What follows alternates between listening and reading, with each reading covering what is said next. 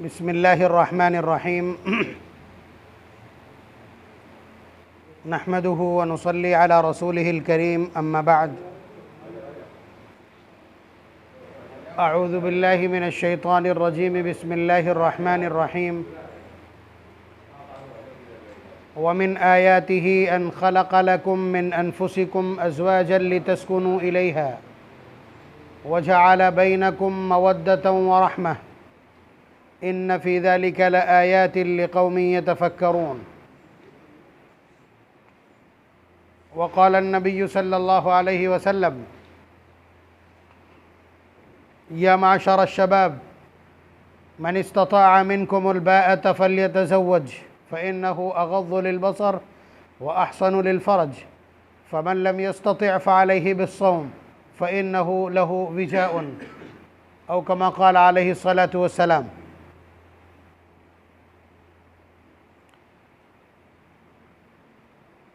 ये निकाह की बाबरकत मजलिस है।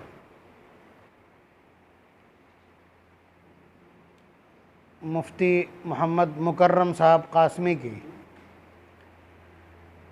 नाम से अंदाज़ा लगाया जा सकता है कि ये एक मॉडल निकाह होना चाहिए।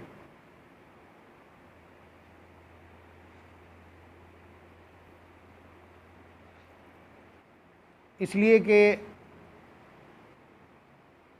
निकाह, शादी, बारात गुस्ताखी ना हो तो मैं ये कह दूं कि हमारे मुआशरे को ये मालूम ही नहीं है शादी क्या है, शादी का तरीक़ा क्या है।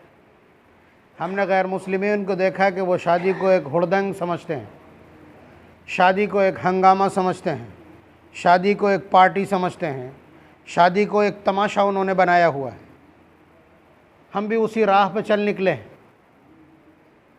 वरना एक निगाह डाल करके देखिए, चाहे सरसरी और चाहे गहरी, नबी अकरम सल्लल्लाहु अलैहि वसल्लम का कोई एक निकाह तो है नहीं कि आप कह दें कि ऑप्शन था, हुजूर ने सादगी से कर लिया।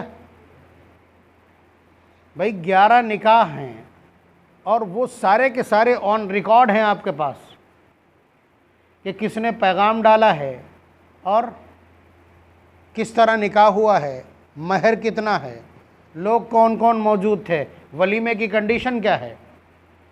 तो नबी अकरम सल्लल्लाहु अलैहि वसल्लम जिनको हम नमूने अमल मानते हैं, जिन्हें अपना पैगंबर और अपना रसूल मानते हैं, जिनके लाए हुए तरीक़े और दस्तूर को हरफ आखिर समझते हैं, लेकिन उनका कोई तरीक़ा हमारी शादियों में शामिल नहीं। सबसे पहले तो ये कंडेम करना पड़ेगा कि ये कोई तमाशा नहीं है, ये कोई पार्टी नहीं, ये फितरत का एक अमल है, लॉ ऑफ नेचर से रिलेटेड ये एक आर्टिकल है उसका। यही वजह है कि नबी अकरम सल्लल्लाहु अलैहि वसल्लम क्या फरमा रहे हैं, या माशर शबाब मन इस्तताअ मिनकुमुल बाअता फ़ल्यतज़व्वज फ़इन्नहु अग़ज़्ज़ु लिलबसर। जिसे पाकदामन रहना हो उसे निकाह कर लेना चाहिए, अगर वो निकाह के तकाज़ों को पूरा कर सकता हो तो फितरत का एक अमल है। जिस तरह से आपको खाना खाना पड़ेगा, अगर इस जिस्म को चाको चौबंद रखना है, अपने जिस्म को और अपने हवास को अगर बहाल रखना है तो सोना पड़ेगा। अगर अपने जिस्म के अंदर खून की रवानी को बरकरार रखना है तो आपको पानी पीना पड़ेगा। इसी तरह से ये एक अमल है कि अगर आप तवालुद व तनासुल के उस साइकिल को बाकी रखना चाहते हैं, अपने जिस्म के अंदर बनने वाले हार्मोन्स को सही डिस्ट्रॉय करना चाहते हैं या इस्तेमाल करना चाहते हैं, तो आपको इस निज़ाम पर कायम रहना होगा। तो ये एक फ़ितरत का अमल है। फ़ितरत के अमल में किसी तरह का कोई हंगामा नहीं होता। और यही वजह है कि नबी अकरम सल्लल्लाहु अलैहि वसल्लम की जो शादियां हैं वो इसी तरह की हैं। ये बात इसलिए अर्ज़ करना पड़ रही है कि इस वक्त हद से बाहर हो गया, ये तमाशा हद से बाहर हो गया है। और हद से बाहर होने को जांचने के लिए आपके पास एक खूबसूरत पैमाना है जो बहुत तल्ख और बहुत कड़वा।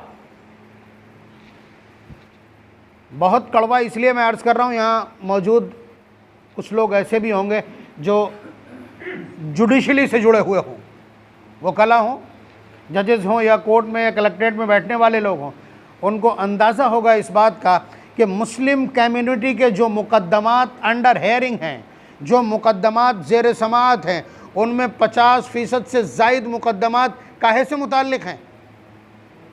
इस दिवाजी ज़िंदगियों का जो नाकामी का रेशियो है ये उसी से मुताल्लिक़।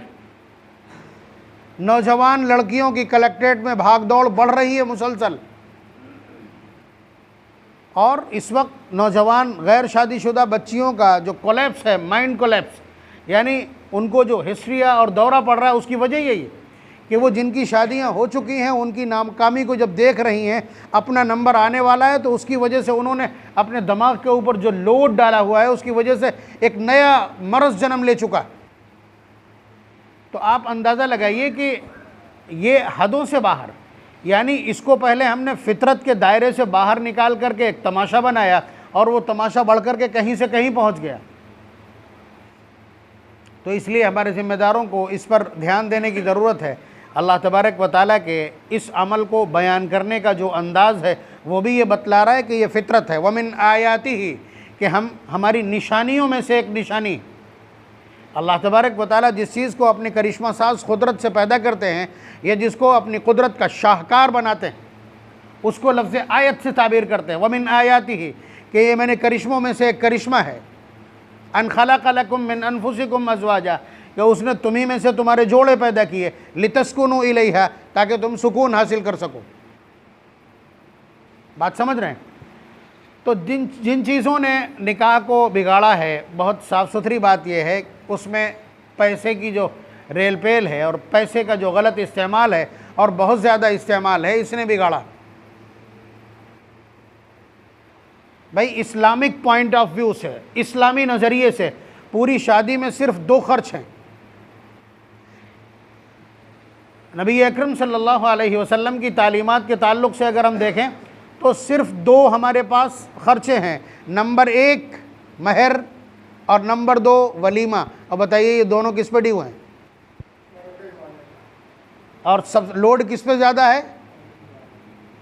बल्कि हालात ये हैं कि जैसे ही बेटी पैदा होती अगले ही दिन से खाता खुल जाता है और उसमें महीने के हिसाब से पैसे डाले जाते हैं।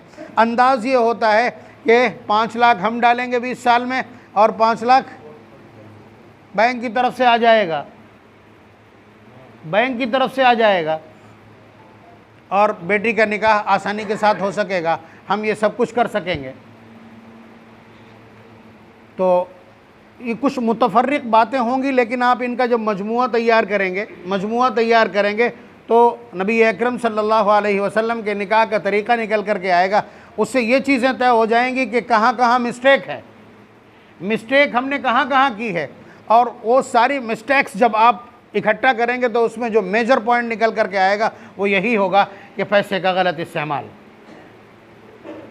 आप इसको यूँ भी कह सकते हैं कि हमारे रिश्तों की बरकत ख़त्म हो गई। कुरान करीम कहता है लितस्कुनु इलैहा, कि हमने ये रिश्ते तुम्हारे इसलिए तैयार किए और बनाए हैं, फितरत की ये व्यूहरचना इसलिए है ताकि तुम्हें दिलों का सुकून हासिल हो सके। और ये सही है।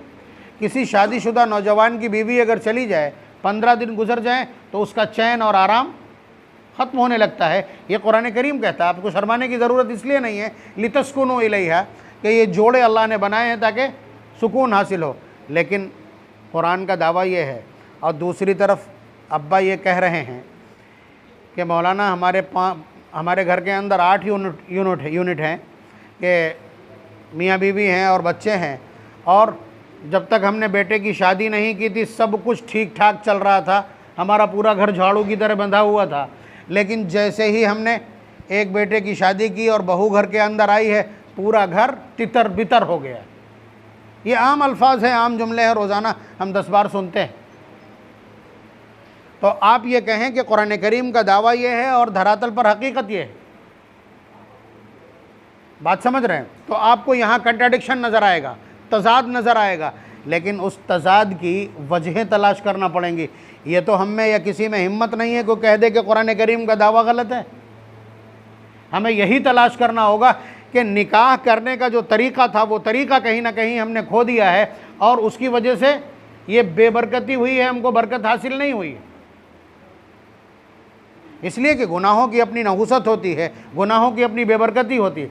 बल्कि हालात ये हैं, मैं कह लेता हूँ कि शादी ब्याह को देख करके ऐसा लगता है कि जैसे हमने ये अहद कर लिया हो, कोई एग्रीमेंट साइन किया हो कि हम हर वो काम अपनी शादी और बारात में नहीं होने देंगे जिसको अल्लाह और उसका रसूल पसंद करता है, और वो सारे काम करेंगे जिसको अल्लाह और उसका रसूल नापसंद करते हैं। इसको अलग अलग कहने के बजाय हम मजमूई तौर पर एक जुमला बतला दें, रिवायत के तनाजुर में तो समझ में आ जाएगा। मसलन हमारी ये तमन्ना और आरजू है कि अल्लाह ताला इतना दे दें कि हम पूरे शमशाबाद को न्यूत दें, पूरे शमशाबाद की दावत कर दें, या अल्लाह तबारक व तआला हमें इतना दे दें कि हम अपनी बेटी को इतना दे दें कि पूरा शमशाबाद देखता रह जाए। यानी हम अपनी शादियों को एक्सपेंसिव बनाना चाहते हैं, हम अपनी शादियों को एक्सपेंसिव बना करके यादगार बनाना चाहते हैं। कहीं ना कहीं दिल के निहाखानों में ये ख्वाहिश रहती है, ये जुमले ज़ुबान पर आ जाते हैं। अब बतलाइए, मैंने जो भी कहा कि हम नबी अकरम सल्लल्लाहु अलैहि वसल्लम के नज़रियात से टकरा रहे हैं, शादियों का हमारा मिजाज नबी के मिजाज से टकरा रहा है, ये हमारा मिजाज है, ये हमारा मिजाज है ना। कम से कम एक बड़ी तादाद का मिजाज है। शमशाबाद के लोग अगर बहुत ज़्यादा ज़ीरक हैं और बहुत ज़्यादा साहिब बसीरत है तो मैं कह नहीं सकता हूँ, वरना आम सोच यही है। और उधर देखिएगा, नबी अकरम सल्लल्लाहु अलैहि वसल्लम का इरशाद फरमा रहे हैं, इन्ना अअज़मन निकाहि बरकतन ऐसरुहु मऊना, कि सबसे ज़्यादा बरकत वाला निकाह वो है जिसमें हंगामा कम से कम हो और जिसमें ख़र्च कम से कम हो। एक मुफ्ती के निकाह की मजलिस में बैठा हूँ, रिवायत के अल्फाज और उसका तर्जुमा कर रहा हूँ, पकड़ा जाऊँगा अगर गड़बड़ करूँगा तो। आप अंदाज़ा लगाइए कि नबी का मंशूर ये है कि रेगुलेटर तुम्हारे हाथ में है, निकाह तुम्हारा है, शादी तुम्हारे बच्चे की है, जितनी बरकत चाहो अर्जित कर लो, जितनी बरकत चाहो हासिल कर लो और जितनी चाहो तबाह कर दो। भाई इन्ना आज़मन निकाहि बरकतन ऐसरुहु मऊना, जिसमें मशक्क़त कम हो, हंगामा कम हो, ख़र्चा कम हो, उस निकाह में बरकत ज़्यादा होगी, और जिसमें ख़र्चा बढ़ेगा बरकत कम होती चली जाएगी। ये स्विच है, ऑन ऑफ कर लीजिए आप। तो अब अंदाज़ा लगाइए कि शहर का सबसे महंगा मैरिज लॉन, बल्कि लड़के वाले जाकर के ख़ुद पसंद करके आते हैं, क्या इख्तियार है उनको। मैं दो चार चीज़ें खाली ऐसी जिक्र किए दे रहा हूँ जिससे आपको अंदाज़ा लगेगा कि नबी अकरम सल्लल्लाहु अलैहि वसल्लम की मंशा और मर्ज़ी को किस दीदा दिलेरी के साथ हमने या तो नज़रअंदाज किया है या कुचल दिया। मसलन लड़के वालों का ये कहना कि बाराती 300 आएंगे, लड़की वाला कहता भाई हमें इतनी गुंजाइश नहीं है, 50 ले आना। अरे 50 तो मेरे घर में ही लोग हैं, आप मेहमान हैं, वहाँ मेहमान बनने जा रहे हैं, आपको इख्तियार ही नहीं है आदात में बात करने का, आदाद व शुमार की बात करने का आपको इख्तियार नहीं है मसाइल के एतबार से। लेकिन आप बताइए कौन मानता है? हमें ही गलत ठहरा दिया जाएगा अभी कि नई बात कह रहे हैं, हो सकता है। तो आप अंदाज़ा लगाइए, इतना बड़ा कंट्राडिक्शन और इतना बड़ा गैप मौजूद है। जहेज़ का मुतालबा किया जाता है, जबकि तमाम फुक़हा ने बग़ैर किसी इस्तिस्ना के लिख दिया है कि जहेज़ के नाम पर चाहे वो डायरेक्ट सरी अल्फाज में मुतालबा किया जा रहा हो और चाहे उनके मिलने वालों से कहा जा रहा हो कि वो फ़लानी मोटरसाइकिल दे रहे थे, वो तो 4 व्हीलर की बात कर रहे थे, इस तरह भी अगर ख़बर पहुंचाई जाती है, या बरीच्छा के नाम पर लड़का नाराज़ होकर के कुछ वसूल करता है, इस तरह से आने वाली या तलब की जाने वाली हर रकम रिश्वत है, चाहे वो रोक और ख़ितबे में हो, चाहे मंगनी में हो, और चाहे वो बरीच्छा के नाम पर हो, चाहे जहेज़ के नाम पर हो, वो सारी की सारी रिश्वत है। और आपको मालूम है अर्राशी वलमुर्तशी व कातिबैहि व शाहिदैहि कुल्लुहुम फिन्नार, रिश्वत की लेन देन करने वाला, लिखा पढ़ी करने वाला, गवाह बनने वाला, सारे के सारे जहन्नम में। तो मैं जो बातें अर्ज़ कर रहा हूँ वो यही है कि जो कुछ भी किया जा रहा है, जो कुछ भी किया जाए, यहाँ तक के आपको लग रहा होगा, मैं अगर ये सवाल करूं कि हमारे पूरे निकाह में पहले दिन से लेकर के और रुखसती तक कोई एक अमल ऐसा है जो मुताबिक शरीयत हो, आम हालात में जो कोई जितने भी अमाल किए जाते हैं, जितने भी स्टेप्स हैं, वो सारे के सारे मुतसादिम हैं नबी के नज़रियात से और मसाइल से। आप अगर ये कहें कि निकाह की मजलिस, तो कम से कम निकाह की मजलिस में जो कुछ होता है वो तो ठीक होगा ना, निकाह की मजलिस में होने वाले अमाल भी इस वक्त नादुरुस्त हैं। मैं बड़ी हिम्मत के साथ ये बात कह रहा हूँ, उलमा दिख रहे हैं मुझे यहाँ बैठे हुए, एक मुफ्ती का खुद निकाह है। गवाह, आप बतलाइए, जिस औरत को मस्जिद में आने की इजाज़त नहीं है इफ़्फ़त और पाकदामनी और हया के नाम पर, और औरतें आम तौर से शादियों में उस तरह तैयार होती हैं जिस तरह किसी ब्यूटी कॉन्टेस्ट के लिए तैयारी की जाती, मुकाबले हुस्न के लिए तैयारी होती, इस तरह की तैयारी, औरतों की उस भीड़ में कुछ नामहरम लोगों को घुसने की शरीयत इजाज़त दे देगी? औरत को मस्जिद में आने की इजाज़त नहीं जहाँ उसका बेटा मौजूद है, जहाँ उसका शौहर मौजूद है, जहाँ उसके खुसर मौजूद हैं, जहाँ उसके घर के अफराद मौजूद हैं। यानी ये सब अंगरक्षक हो सकते हैं, मुहाफिज हो सकते हैं आबरू के, लेकिन फिर भी यहाँ आने की इजाज़त नहीं है। अब बताइए, यहाँ से जो हम गवाह भेजते हैं, जो गवाह भेजते हैं हम, वहाँ औरतों की भीड़ होती है, कोई उस भीड़ को हटा नहीं सकता। कोशिश कर चुके हैं, हमने देखा है, कोशिश करके उस भीड़ को कोई हटा नहीं सकता। वो आकर के वहाँ भीड़ लगाएंगे, उसको वो एक बाकायदा शादी का, बारात का और निकाह का हिस्सा मान के चलते हैं। तो उस सजी धजी भीड़ के अंदर नामहरम मर्दों को भेजने की इजाज़त शरीयत दे देगी? ये कॉन्सेप्ट आपने माना कैसे? तो तरीक़ा ये है, कई मिनट है, 16 मिनट हो गए मुझे बोलते हैं, आप बतलाइए। तरीक़ा ये है कि वालिद और उसके भाई बेटी से या बहन से इजाज़त लेकर के आ जाएं। गवाही वहाँ ज़रूरी नहीं है, गवाही यहाँ ज़रूरी होती है। ये मसाइल है, ये मसाइल हैं। इस तरह का अमल अंजाम दिया जाना चाहिए, ये तरीक़ा है।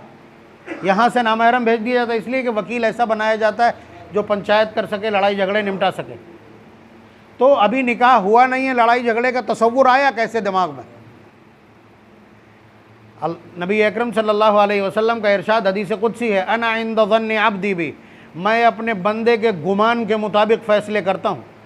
अगर अभी से आपके पूरे सिस्टम में लड़ाई झगड़ा मौजूद है तो फिर कहीं खुदा न खास्ता ऐसा ना हो जाए। ये बातें मैं पूरी क़ुव्वत के साथ इसलिए अर्ज़ कर सकता हूँ कि हम इस पर अमल करते हैं, कोशिश करते हैं अमल की। मेरे घर में अब तक, यहाँ घटिया घाट पर रहते हैं, वो 15 निकाह हैं, किसी की लिखा पढ़ी नहीं है, एक भी कागज़ मौजूद नहीं। और इजाज़त लेने का तरीक़ा यही है, यही तरीक़ा इस्तेमाल किया जाता है। वालिद वली अक़रब है, उसके रहते किसी की कोई वैल्यू नहीं बनती है शरीयत के एतबार से, तो इसलिए वली को ख़ुद इजाज़त लेके आना चाहिए तरीक़ा। ये चूँकि आलिम का निकाह है इसलिए बारीक बातों पर बात की जा सकती है और मस्जिद है इसलिए, वरना ये आम मजमों में ये बातें करने से पथराव होने का भी अंदेशा है। लेकिन आप सीखिए इन चीज़ों को, ज़िम्मेदार जब सीखेंगे तब जा कर के ये निकाह अपने ट्रैक के ऊपर आएंगे। मैं कहना नहीं चाह रहा हूँ, वरना निकाह जिस तरह से हमने महंगे कर दिए हैं उसकी वजह से ज़िना तो आम हो ही गया है। उम्रें गुजरेंगी तो क्या होगा भाई, हार्मोन्स की एक्टिविटी को कैसे आप कंट्रोल करेंगे? मजबूरी है, ये गुनाह बढ़ेंगे। लेकिन उसके बाद जो अगली चीज़ बढ़ी है वो ये कि माओं ने ये देख लिया कि मेरे घर में 10 लाख रुपया नहीं है इस बच्ची को इज्जत के साथ ब्याहने के लिए, तो उन्होंने डोर ढीली कर दी है कि ये खुद से कोई तलाश कर ले या कोर्ट मैरिज कर ले। यहाँ तक हालात पहुँच गए हैं निचले तबकात के। जाहिर सी बात है, हम भी उसी समाज का हिस्सा हैं, मुसलमान कहलाते हैं, और इस्लाम एक ताकतवर निज़ाम है। बल्कि अगर ये कहें कि इस दिवाजी ज़िंदगी सबसे ताकतवर पहलू है जनाब मुहम्मदुर रसूलुल्लाह सल्लल्लाहु अलैहि वसल्लम की सीरत का, तो ये बेजा नहीं है। तो ये निकाह बाबरकत इसलिए भी है कि आलिम का निकाह है और उसमें साथ साथ मस्जिद में निकाह का जो इनेकाद है इसने इसमें 4 चांद लगाए हैं। उलमा को बहुत तेज़ी के साथ मॉडल के करीब आना चाहिए। वजह बिल्कुल साफ़ है कि नबी अकरम सल्लल्लाहु अलैहि वसल्लम ने निकाह कैसा किया था वो किताबों में तो मौजूद है, उसकी तमाम जुज़ियात और तफसीलात वहाँ मौजूद हैं। आवाम पूछेगी मॉडल कहाँ है, हमें कोई ऐसा करके दे दिखा। इसलिए कि कोई भी प्रोडक्ट तैयार करने से पहले उसका एक सैम्पल प्रोडक्ट तैयार किया जाता है जिसे देख करके कारीगरों को उस रेफरेंस पर चीज़ें तैयार करने को कहा जाता है। तो जाहिर सी बात है कुछ मॉडल आना ज़रूरी है। और जब सारा ज़माना छोड़ दे शरीयत को और सारा ज़माना छोड़ दे नबी अकरम सल्लल्लाहु अलैहि वसल्लम के तरीक़े को, तो उन लोगों की ज़िम्मेदारी फिर भी बचती है जो अपने आप को नबी के इल्म का वारिस कहते हों और नबी के तरीक़ों का वर्सा संभाले हुए हों, उनकी ड्यूटी बनती है।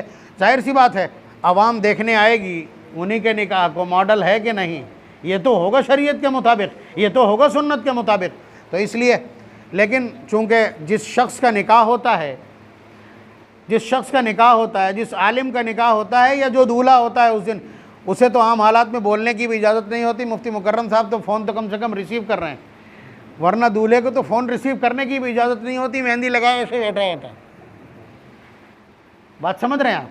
तो अजीब सी हालत बना दी जाती है उसकी कि उस दिन जितना वो बेवकूफ़ होता है पूरी ज़िंदगी कभी बेवकूफ़ नहीं बनेगा। तो ये हालात कर दिए। तो उस सिलसिले में घर के लोगों की ज़िम्मेदारी ज़्यादा हो जाती है।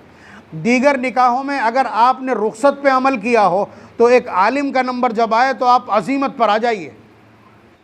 अज़ीमत और रुखसत समझ रहे हैं?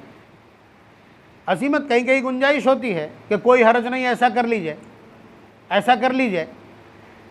और अज़ीमत ये होती है कि नहीं, वही जो एक मसला और तकवा समझते हैं आप, एक तकवे का अमल होता है और एक मसले का होता है। मसले में काफ़ी गुंजाइश होती है, लेकिन तकवे के एतबार से शुकूक व शुबहात भी छोड़ना पड़ते हैं। तो हज़रात उलमाए किराम को नंबर 1 पे जीना होता है, इसलिए कि वो मॉडल हैं। उन्हें एग्जाम्पल प्रोवाइड करना होता है, उन्हें आइडियोलॉजी प्रस्तुत करना होती है, इसलिए उन्हें उसवा और नमूना बन के खड़ा होना पड़ता है। सेहरा नहीं है, मस्जिद में निकाह है, फुल गैदरिंग है, जो लोग आए होंगे मेरा ख्याल बारात में वो सारे मौजूद हैं, वरना निकाह की मजलिस में वही 4 बूढ़े होते हैं जो अगली सफ़ में नमाज़ पढ़ने वाले, बाकी नौजवान तो फ़ोटो सेशन में होता है। अल्लाह तबारक व तआला का बड़ा करम है इस निकाह पर कि कम अज़ कम नबी अकरम सल्लल्लाहु अलैहि वसल्लम की एक ऐसी सुन्नत को ज़िंदा करने की कोशिश है, एक ऐसी सुन्नत को ज़िंदा करने की कोशिश है कि जिसे छोड़ दिया गया। 100 में से 99 निकाह मस्जिद से बाहर हो रहे हैं। ऐसे वक्त में ये माना जाएगा कि इस सुन्नत को तर्क कर दिया गया। और नबी अकरम सल्लल्लाहु अलैहि वसल्लम का इरशाद गिरामी, मन अहया सुन्नती बाद मा उमीतत बादी फलहु अज्रु मियति शहीद, कि किसी ऐसी सुन्नत को जिसे छोड़ दिया गया हो, अगर कोई शख्स अपनी हिम्मत और हौसले से, अपनी जुर्रत से उन अंधेरों में दीप जलाता है और उस सुन्नत को ज़िंदा करता है, तो फिर उसको अल्लाह तबारक व तआला 100 शहीदों का अज्र इनायत करते हैं। एक शहीद का अज्र तो नैया पार लगा देगा पूरे खानवादों की। तो एक छोटा सा अमल है जिसे खींच करके मस्जिद लाएं। वैसे भी अन निकाह मिन सुन्नती, निकाह मेरी सुन्नत है। और सुन्नत किसको कहते हैं? किसी भी अमल को आप इबादत बनाना चाहें, सुन्नत से जोड़ दीजिए, इबादत हो जाएगी। इस्तिंजा खाने में जा रहे हैं आप, उसे सुन्नत के मुताबिक कर दीजिए, इबादत बन जाएगा, फार्मूला है। तो अब मस्जिद में ले आए इसको, तो ये इबादत है और ये सबसे बड़ी इबादत गाह मस्जिद है। तो ये बिल्कुल परफेक्ट कॉम्बिनेशन है। अल्लाह तबारक व तआला बनने वाले जोड़े को भी इसी तरह पुरसुकून और मुतमईन, बाबरकत और बामुराद और बातौफीक और बासादत बना दें। मतलब बाकी वक्त इतना ही है कि जब वो कबूल हो जाए। अल्लाह तबारक व तआला जो बातें कही गई हैं उन पर हमको भी अमल की तौफीक नसीब फरमाए। आप हजरात को भी उसकी फ़िक्र और संजीदा कोशिश उस पर करने की तौफीक मरहमत फरमाए। आखिर दावाना अल्हम्दुलिल्लाहि रब्बिल आलमीन।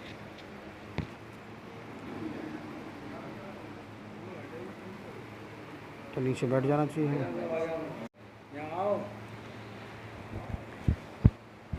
एक और अच्छी पहल है इस मजलिस में, मुझे बता दिया गया है। देखिए, निकाह में शिरकत या निकाह की मजलिस में शिरकत को हमने इबादत के कॉलम से निकाल के फेंक दिया। भाई, मस्जिद में निकाह इसलिए मांगा गया है, मस्जिद में निकाह इसलिए तलब किया गया है। मैं देखिए रिवायत के तनाजुर में इसकी वजाहत किए दे रहा हूँ। हज़रत आयशा सिद्दीक़ा रज़ियल्लाहु तआला अन्हा फरमाती हैं कि हुज़ूर ने फरमाया, अअलिनु हाज़न निकाह, कि इस निकाह का ज़्यादा से ज़्यादा प्रचार किया करो। वजअलूहु फ़िल मसाजिद, और इसको मस्जिदों में मुनक़िद किया करो। वदरिबू अलैहि बिद्दुफ़ूफ़, और इसका खूब चर्चा किया करो। अगर नक्कारे का इस्तेमाल करना पड़े तो वो भी दुरुस्त है। आजकल बड़ा नक्कारा सोशल मीडिया है। तो आप देखिए, अअलिनु हाज़न निकाह, इसका फ़लसफ़ा समझना चाहेंगे? बहुत आसान है भाई। जो काम निकाह के बाद किया जाता है वही काम ज़िना में होता है। बहुत दो टोक अल्फाज, बहुत साफ साफ बोलने की कोशिश। जो हरकत जिना में होती है वही काम निकाह के बाद होता है। फ़र्क सिर्फ इतना है, एक छुप के चोरी से किया जाता है और एक अलल ऐलान किया जाता है। तो जो चीज़ फ़र्क बन रही है उसको आप ज़्यादा से ज़्यादा वाइल्ड कर दें, ज़्यादा से ज़्यादा उसे वसी कर दें। तो इसीलिए नबी अकरम सल्लल्लाहु अलैहि वसल्लम की चाहत है आलिनु हादन निकाह, कि इस निकाह का ज़्यादा से ज़्यादा प्रचार किया करो। वजअलूहु फिल मसाजिद, और इसको मस्जिद में मुनक़िद किया करो। देख लीजिएगा दोनों के बीच जो कॉम्बिनेशन है, नबी अकरम सल्लल्लाहु अलैहि वसल्लम जब बोलते हैं तो उसके बीच फ़लसफ़ा होता है। मस्जिद में जो लोग आते हैं वो आज भी हमारे समाज की क्रीमी लेयर है, मुअज़्ज़ज़ीन की, समाज के मुअज़्ज़ज़ीन की वो टॉप लिस्ट है जो मस्जिदों में शिरकत करती है। इसलिए कि फ़राइज़ के अदा करने वाले ही तो मुअज़्ज़ज़ कहलाते हैं, या फ़राइज़ को छोड़ने वाले भी मुअज़्ज़ज़ हो सकते हैं धरती पे। तो नबी अकरम सल्लल्लाहु अलैहि वसल्लम ने इस बात को एडमिट ही नहीं किया है कि कोई ईमान वाला हो और मस्जिद में ना आए नमाज के वक्त। तो सबसे बड़ी गैदरिंग आपको कहाँ मिलेगी? सबसे बड़ी भीड़ आपको कहाँ मिलेगी? सबसे बड़ी हाज़िरी आपको कहाँ मिलेगी? मस्जिद में। इसलिए फरमाया वजअलूहु फिल मसाजिद, बेहतरीन और शुरफा की गैदरिंग। यानी इस दौर में जब मस्जिद में आने वालों की तादाद रिड्यूस हो चुकी है, बहुत मुख्तसर मुखफ़फ़ हो चुकी है, तब भी हालात ये हैं कि यहाँ आने वाले आज भी एक ही नंबर में। तो इससे ये तय हो गया कि मजमा किस तरह का चाहिए। और फ़ोटो खींचने वाले नहीं चाहिए, नाचने थिरकने वाले नहीं चाहिए, अवबाश नहीं चाहिए, वो चाहिए जो अल्लाह के खौफ से अगली सफ़ों में बैठते हैं। तो आलिनु हादन निकाह वजअलूहु फिल मसाजिद वदरिबू अलैहि बिद्दुफूफ, आप उसका काम खुद ही कर देते हैं। तो मस्जिद में इसका इनेकाद है, उसकी बुनियाद यही है कि इसकी शोहरत हो, और मस्जिद से जब ये निस्बत पा जाएगा तो जाहिर सी बात है अल्लाह तबारक व तआला का घर है। जो एग्रीमेंट अल्लाह तबारक व तआला के घर में बैठ के किया गया हो, जाहिर सी बात है मैरिज लॉन से तो मजबूत हो गई होगा। इजाज़त लेने गए वो लोग ना, हैं? ठीक।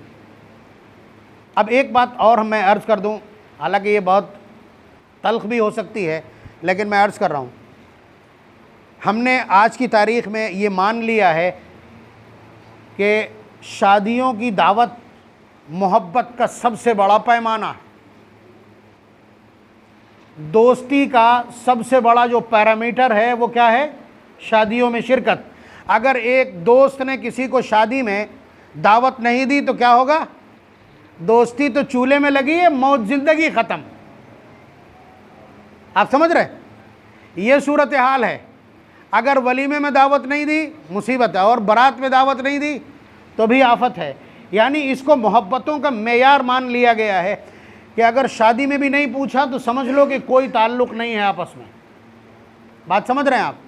मैं आपके इस नज़रिए को कंडेम करना चाहता हूँ, या कम से कम इस नज़रिए को आँच दिखाना चाहता हूँ जनाब मुहम्मदुर रसूलुल्लाह सल्लल्लाहु अलैहि वसल्लम के मिजाज से, और हुजूर से सहाबा ने जो कुछ सीखा है मैं उसके पस मंज़र में या उसके फ्रेम में रख करके इसकी वजाहत कर देना चाहता हूँ।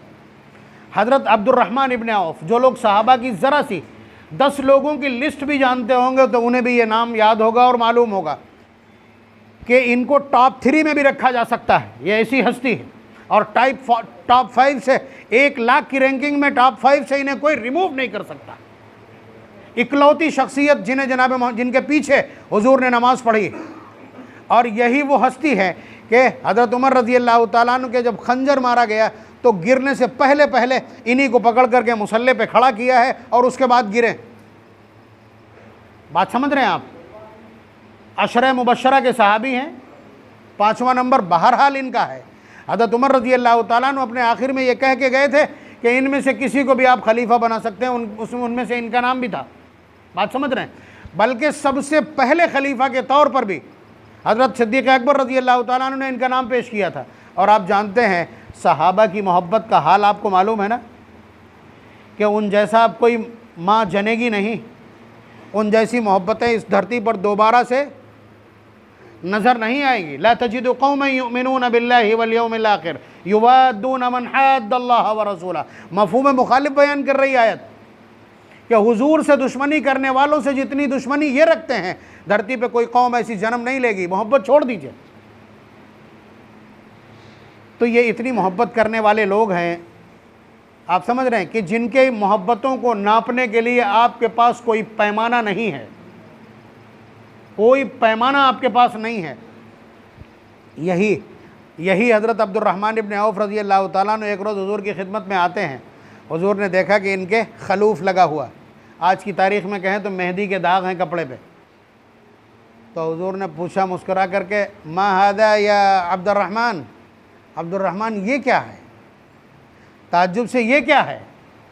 ये तो नए नए दूल्हा के कपड़ों पे हो सकता है, तुम्हारे कपड़ों पे कैसे? तो उन्होंने बताया, या रसूल अल्लाह इन्नी तज़व्वजतु इम्रअतन अला वज़नी नवातिन मिन ज़हबिन, कह अल्लाह के रसूल कल मैंने एक औरत से निकाह कर लिया एक गुठली के बराबर सोना महर रख करके। टॉप 5 की शख्सियत है, अशरा मुबशरा में से, ऐसी हस्ती जिसके पीछे नबी ने नमाज़ पढ़ी है एक फज्र की। बात समझ रहे हैं आप? इतनी बरगुज़ीदा शख्सियत। और कुल मदीने का जो एरिया है, आज की तारीख़ में जितनी बड़ी मस्जिद नबवी है, ये कुल मदीना है उस वक्त का। इसलिए कि बाब मजीदी पर वो बाग है जो हज़रत अबू तलहा अंसारी रज़ी अल्लाह तआला अन्हु का मदीने का सबसे बड़ा बाग था।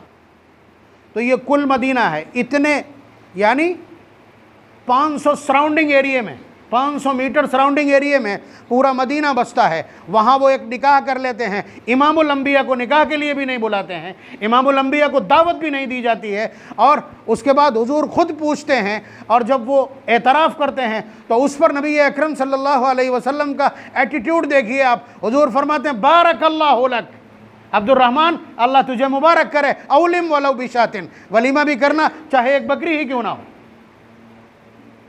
मैं इस पस मंज़र में, इस माँ बेटों का भी मोहब्बत इस तरह की नहीं है, बाप बेटे की भी मोहब्बत इस तरह की नहीं है। सहाबा जिस तरह मोहब्बत करते हैं, चाहिए तो इसकी भी मैं वजाहत कर दूंगा। हज़रत अबू बकर सिद्दीक़ रज़ी अल्लाह तआला अन्हु अपने बेटे के साथ खाना खा रहे थे, तो बेटे ने अचानक कहा कि अब्बा, ग़ज़वा बद्र के मौके पर, ग़ज़वा बद्र में बेटा काफिरों की तरफ से लड़ने आया है, सिद्दीक़ अकबर हुजूर के साथ हैं। फरमाने लगे कि बेटा, अब्बा कई बार आप मेरे रडार पे आए, मेरी तलवार की जद में आए, लेकिन ये सोच करके आप बाप हैं, मैंने छोड़ दिया। तो हज़रत सिद्दीक़ अकबर रज़ी अल्लाह तआला अन्हु, जिन्हें 1 लाख सहाबा में सबसे ज़्यादा कूल माइंड माना जाता है, सबसे ज़्यादा मुतहम्मिल माना जाता है, फरमाने लगे कि बेटा, अगर एक बार भी तू मेरी तलवार की जद में आया होता तो मैं तेरा सर तन से जुदा कर देता। कि नबी की मुखालफत में तू आया, नस्ल कोई माना नहीं रखती नबी की मोहब्बत के सामने। ये सहाबा का कॉन्सेप्ट है।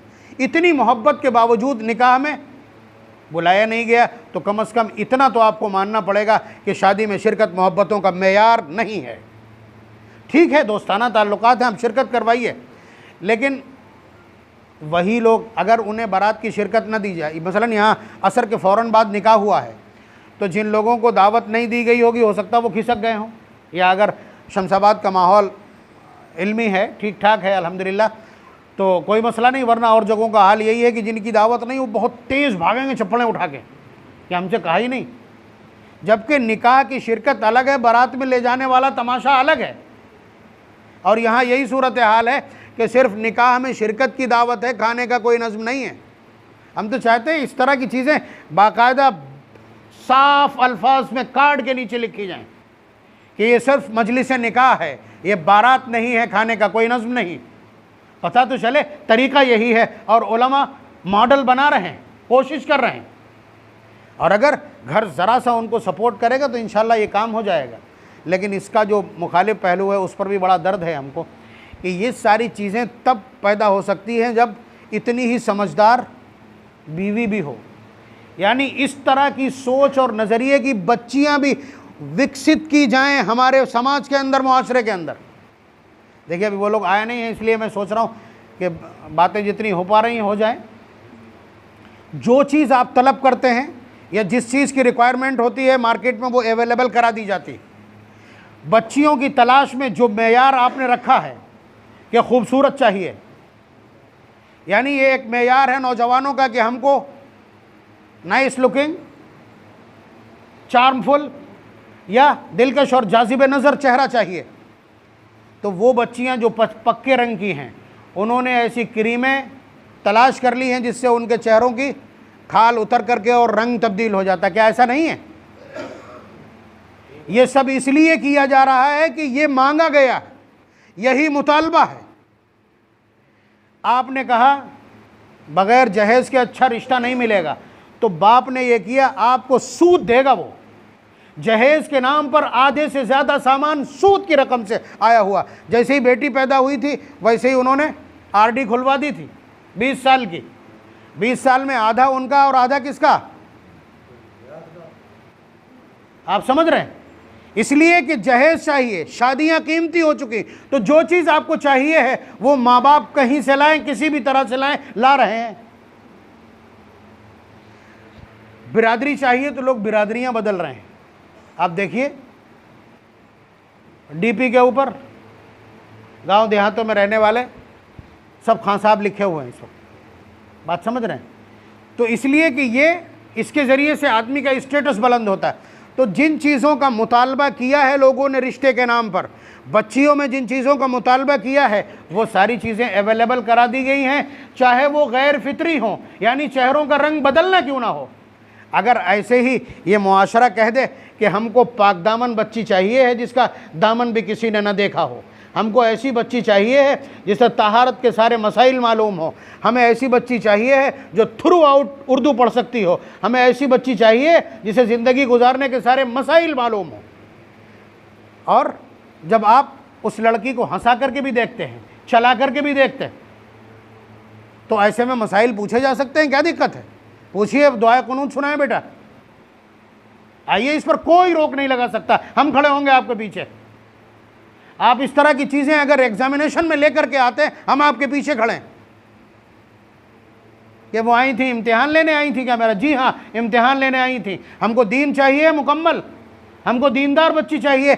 इसलिए चाहिए है कि नबी ने कहा तुनकाहुल मरअतु लिअरबाइन लिमालिहा वली जमालिहा वली हसबिहा वली दीनिहा फज़फर बिज़ातिद्दीन, कि किसी भी लड़की को 4 बुनियादों पे पसंद किया जाता है। लिमालिहा, या तो उसके माल की वजह से, वली जमालिहा, या उसकी खूबसूरती की वजह से, वली हसबिहा, या ख़ानदानी स्टेटस की वजह से, वली दीनिहा, या उसकी तहजीब व सकाफ़त, तमद्दुन, शराफत और दीनदारी देख करके। ये हुजूर ने कॉमन सेंस बयान की है इस रिवायत में कि ये 4 चीज़ें आम तौर से सामने रखी जाती हैं रिश्ते की तलाश में। हुजूर ने अपनी उम्मत के लिए टिक मारा है नंबर 4 पे। कैसे? उलमा से पूछिएगा तर्जुमा क्या है। हुजूर ने फरमाया फज़फर बिज़ातिद्दीन, तुम दीनदार देख करके कामयाबी हासिल करना। फज़फर, इसका मतलब यह है कि 4 में से कोई भी टारगेट करेंगे कामयाबी नहीं, नंबर 4 को टारगेट करेंगे तब कामयाबी हासिल होगी। और खुदा की कसम खा के कह रहा हूँ, अल्लाह के घर में, अगर आपने दीन को टारगेट किया तो ये बाकी चीज़ें जिस तरह से पानी के साथ गिलास आता है बग़ैर मांगे हुए, ये सारी चीज़ें आएंगी। मैं बरत रहा हूँ इसको, मैं बरत रहा हूँ इसको। आप सिर्फ दीन को टारगेट कीजिए और देखिए हर चीज़ अपनी फितरत की तरफ वापस आती है। मैं अर्ज़ कर दूँ, माँ देखती है, जब शादी का नंबर आता है ना, तो देखिए मैंने शुरू में क्या कहा था कि हमने गोया कसम खाई है कि वो सब कुछ नहीं होने देंगे जो नबी चाहते हैं। इसमें भी देखिए, इस रिवायत में भी मेरे पास बहुत सारा मसाला है निकाह की मजलिस में बोलने के लिए। माँ क्या देखती है? माँ देखती है माल कितना मिलेगा। 4 चीज़ें बयान की थी, इसमें 3 को कंडेम कर दिया। माल, जमाल, हसब व नसब कंडेम कर दिया हुजूर ने। तो उसी में माँ देखती है क्या? माल कितना मिलेगा, पार्टी कैसी, ठीक। लड़का देखता है हुस्न क्या है, खूबसूरती क्या है, ठीक। वालिद देखते हैं कितने बाअसर लोग हैं, ज़रूरत पड़े तो हमारे पाले में खड़े हों तो हमारा पल्ला झुक जाए। यही है ना आज के इंतखाब और सिलेक्शन का हमारा व्यू, सिर्फ़ और सिर्फ यही है। जबकि ये तीनों चीज़ें ख़त्म की गई थी। अगली बात भी मैं कर दूं, मैं बहुत साफ साफ बोलने का आदी हूँ। और ये तीनों लोग इन्हीं तीनों चीज़ों से मात खाते हैं। फिर माँ ने माल देखा था, एक दिन जब बोन चाइना का कोई कप गिर करके टूटेगा ना तो आवाज़ क्या उभरेगी? सबको मेरे ही सामान पे मौत आती, खबरदार जो आज के बाद किसी ने मेरा सामान छुआ। जिन्होंने सामान देखा था ये टॉन्टिंग कहाँ गई है, ये टॉन्ट किस पे है, उन्हीं पे आउट क्लास हो गई। उसके अलावा जहाँ हुस्न होगा वहाँ चारों तरफ हाय और अलेक सलेक करने वाले। किसी शादी में अगर कोई जोड़ा शिरकत कर रहा हो इत्तेफाक से, देखिए पता नहीं ये बातें बुज़ुर्ग लोग तशरीफ़ रखते हैं, लेकिन रिवायत को समझाने के ज़ैल में ये इस वक्त का लाइव कॉन्टेस्ट है, मैं इसलिए अर्ज़ कर रहा हूँ कि वो खूबसूरती वही बड़े उनके साहबजादे की आफत बन जाती है। किसी शादी में शिरकत करेगी तो भीड़ लग जाएगी, और किसी गैरतमंद मर्द के लिए यह नाकाबिल बर्दाश्त होता है कि उसकी बीवी के इर्द गिर्द कोई हुजूम करे। बताइए आप, मैं इतनी सी बात अर्ज़ कर रहा हूँ सिर्फ, और ये मंज़र देखने के बाद उसके दिमाग का हाल क्या होगा आप अंदाज़ा नहीं कर सकते। अब इससे जो मलगोबा तैयार होगा, जो इख्तिलाफ तैयार होगा, फिर ये आएगा कि पंचायत अब की 4 लोगों में बैठ के बात करेंगे तब भेजेंगे।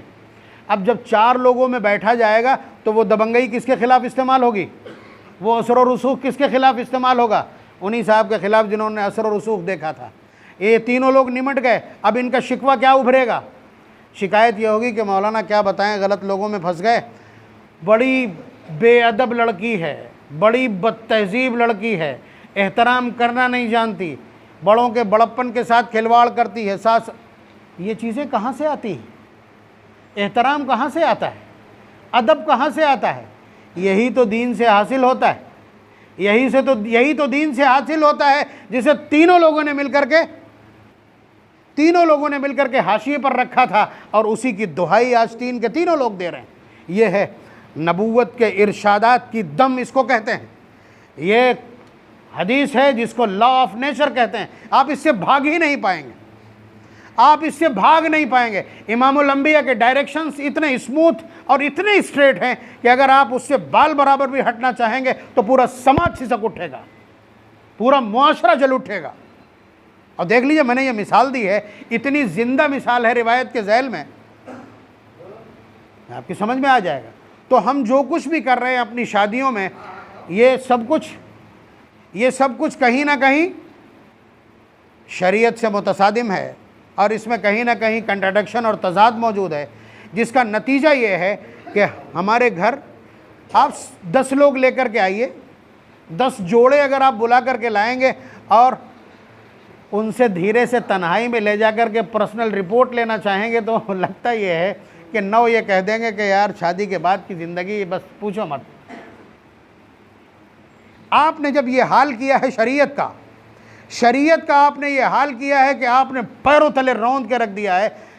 कोई ये तसव्वुर कैसे कर लेता है कि अल्लाह ताला की बगावत करके, इमामुल अंबिया की मुखालफत करके वो चैन से रह लेगा? फिर उनके कादिर मुतलक और मुतलकुल अनान बादशाह होने का मतलब क्या होगा?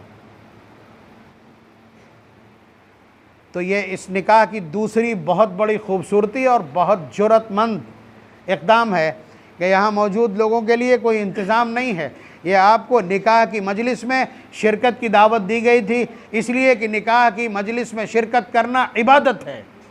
नबी ने कहा आलिनु हादन निकाह, निकाह का ऐलान करो। निकाह का ऐलान शख्सियात के बीच ही तो होता है, शख्सियात के बीच ही होता है। मुअज़्ज़िज़ीन को बुलाया गया है और मस्जिद में जमा किया गया है, और उसके बाद निकाह का नज़्म किया गया है। ये शरीयत के बिल्कुल करीब आने की कोशिश है, नबी अकरम सल्लल्लाहु अलैहि वसल्लम के कायम करदा उसूलों के बिल्कुल करीब आने की कोशिश है। अल्लाह तबारक व तआला इन कोशिशों को कबूल फरमाए, और जिन लोगों ने ये कोशिश की है, ये हिम्मत की है और हवाओं के मुखालिफ बहने की कोशिश की है और आंधियों की ज़द पर रख कर के दीप जलाने की कोशिश की है, अल्लाह तबारक व तआला इनके हौसलों को जिला इनायत फरमाए। इन मुश्किल हालात में उलमाए किराम को और उनके घर वालों को मॉडल और नमूना पेश करने की तौफ़ीक़ और हिम्मत नसीब फरमाए। व आखिर दावाना अनिल हम्दुलिल्लाहि रब्बिल आलमीन।